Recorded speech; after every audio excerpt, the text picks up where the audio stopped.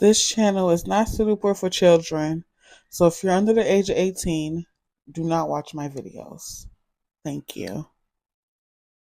The kindness, the loving person that she was. That's all I got is our memories and this photo, my child. Those memories. It's certain pictures make you cry. These portraits. Good memories. Are what Shanquella Robinson's parents hold close to their heart. She's on my mind the first thing. I wake up in the morning, the first thought that's in my mind is her, Shanquella. She was a beautiful person on the outside, and she was a very beautiful person in the inside. She just had a beautiful spirit. Shanquella Brenda Robinson was born January 9, 1997 to Salamandra and Bernard Robinson in Charlotte, North Carolina. Shanquella was a graduate of Winston-Salem State University. She ran several boutique beauty and children's hair braiding businesses under her Exquisite Kids and Exquisite Boutique brands in her hometown of Charlotte, North Carolina.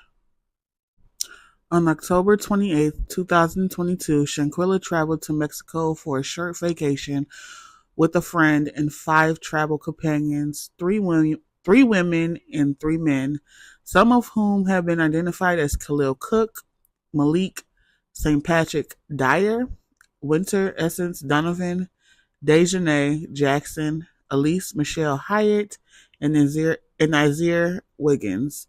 They were known as the Cabo Six. The group checked into a rental luxury apartment in the Puerto Los Cabos resort at the resort town of Cabo San Lucas, Mexico. She was very excited about it. She called me and I said, well, okay, enjoy yourself. And I'll call you by the time I think you've gotten there. That Friday evening, she seemed very excited about the trip, And she said she was getting ready to eat some tacos. They had a chef there. And I said, okay, love you. I will talk to you tomorrow. Enjoy yourself. And I never spoke with my child again. On October 29th, 2022, a doctor was called to assist Shanquella at around 2 p.m. The group of friends told the doctors that Shanquella had been drinking excessively. The doctor checked on Shanquella and insisted on taking her to the hospital, but the group of friends refused. Shanquella started having seizures at around 4 p.m., so an ambulance was called at this point. Despite numerous attempts to revive her, Shanquella was pronounced dead at 5:57 p.m. According to the police report, Shanquella's death certificate says she died 15 minutes after suffering a severe spinal cord injury and a broken neck. Not even 24 hours after her daughter landed in paradise, Salamandra says she got a worrying call from one of the friends who told her Shanquella wasn't feeling well. And I said, well, what's wrong with her? And he said, alcohol poisoning. I didn't know what alcohol poisoning was, Mm-hmm. But he said, the doctor is on the way. And I said, well, how you know alcohol poisoning if the doctor haven't arrived yet? According to the police report, the doctor recommended that Shanquella be taken to the hospital, but the friends allegedly refused. And I said, well, why you can't take her to the hospital? Take her to the hospital.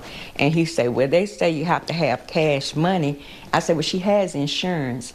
And he said, well, she need about $5,000 to be seen in the emergency room. Soon after, another series of calls. Salamandra was told an ambulance had arrived, but it was too late. They said that she was responsible and the ambulance was trying to resuscitate her. He said he was sorry that Shanquella had passed. He said it just like that? Just like that. He wasn't even emotionally upset or nothing about it. And I say, well, it was nothing I could do. It's just my heart just crumbled, because I couldn't even get to my child. She's 2,000 miles away. So get this, guys. Details did not immediately come out about Shanquella's death. It wasn't until a video began circulating in mid-November online of Shanquella being beaten by a group of people in Cabo. That's when people started focusing on the case. By then, nobody knew the location of the so-called friends that traveled with Shanquella, and authorities refused to name any suspects in this case.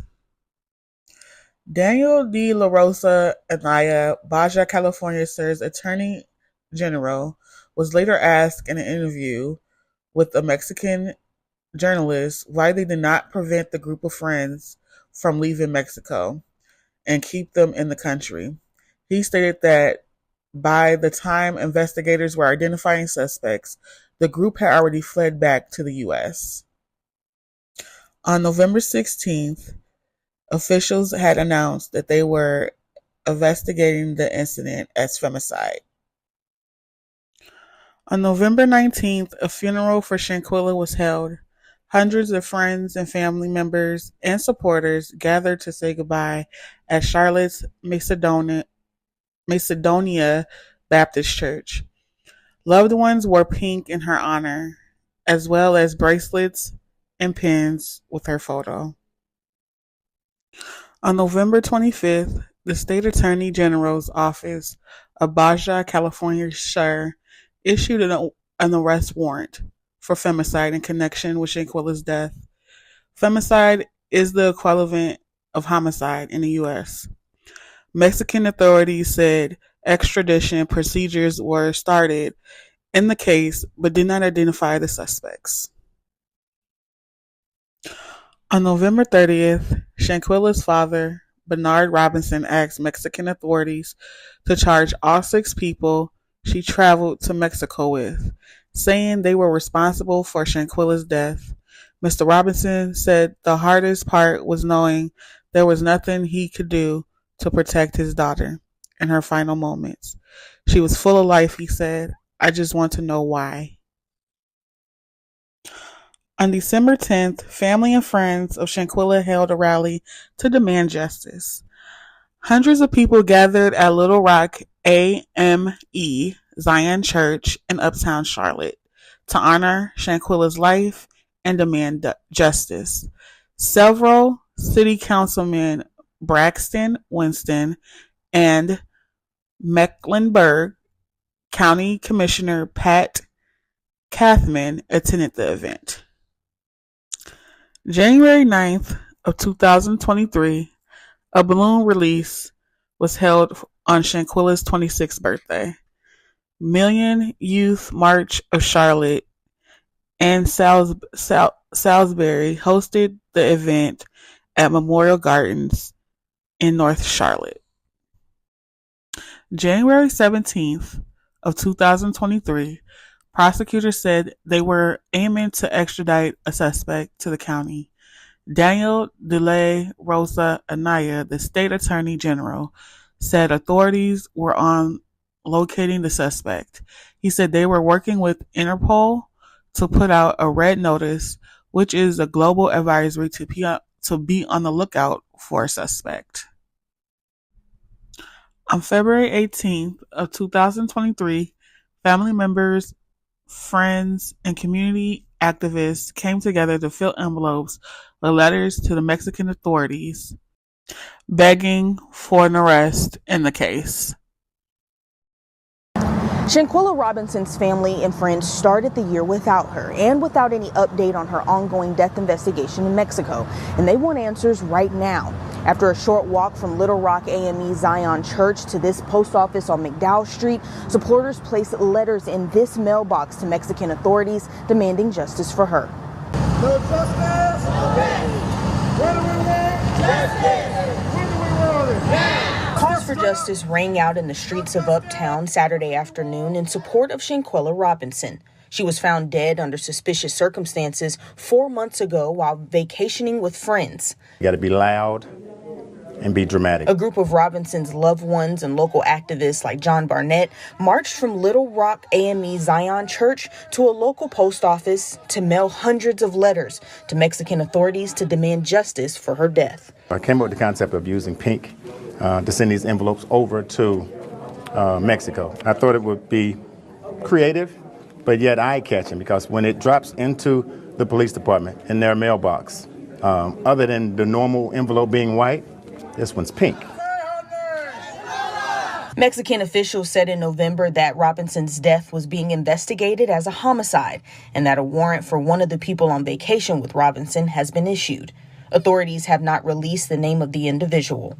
Officials also said that an extradition from the U.S. to Mexico involves legal hurdles and could take time. So every time they see a pink envelope, they're going to know that we're trying to put pressure on them to execute the warrants to lock up these individuals. It's been almost 4 months. The mother and family needs closure, and it's imperative that they lock them up. Barnett says the next step is taking a trip to Mexico in hopes of speaking to authorities himself. And if we collectively as a community, especially here in Charlotte, don't stand up and put pressure on Mexico to do anything, then it's going to just sit around as a cold case, and we don't want this to be a cold case. Barnett believes that America should work closely with Mexico and other countries to make sure justice is served. As of right now, no arrests have been made in the case, and the multiple U.S. agencies have intervened in the investigation, including the FBI. For now, reporting in Charlotte, Shakir Speaks, Queen City News. March 3rd, Shanquella's family was joined by activists and supporters in Washington as they called on U.S. lawmakers to take action. March 13th of 2023, attorneys representing Shanquella's family sent a letter to the White House. Attorneys Ben Crump and Sue Ann Robinson shared a letter they sent to President Joe Biden and Secretary of State Anthony Blinken that identified a woman who traveled to Mexico with Shanquella that they claim was responsible for her death. The letter includes an 18-page packet with her autopsy and unreleased documents from prosecutors and police. On March 16th of 2023, the White House publicly addressed the death of Shanquella for the first time. The White House Press Secretary Karine Jean-Pierre shared limited insight, citing ongoing efforts by the FBI, Department of Justice, and the State Department. March 23rd of 2023, Shanquella's family attorney advocate demands federal actions on the death investigation after a panel about equal justice wrapped up on the campus of Livingstone College on March 23rd. Shanquella's family and their attorney promised to continue to maintain pressure on federal authorities to either prosecute the people responsible for her death or extradite them to Mexico. March 28th, 2023, the legal team for Shanquella's families are preparing for a meeting with the White House officials. Shanquella's family legal team said they are meeting with the White House officials soon, saying it's about time the U.S. steps up and steps in so the family can get the justice they deserve. But unfortunately, on April 12th of 2023, it has been announced that Shanquella's case won't see federal prosecution. The family of Shanquella and their attorney said they are disappointed but not deterred after federal officials declined to seek federal prosecution in the death of Shanquella Robinson. That is the end of today's case, and to this day, there has not been an arrest made for the death of Shanquella Robinson. Rest in peace, Shanquella Robinson. She didn't deserve to die the way that she did. And to her family, you guys have my deepest condolences. And to my supporters, thank you for being here and watching this video today. Oh, make sure you guys subscribe, like, comment, share, and also hit the notification bell so you'll never miss an update on when I post. Thank you again for your support.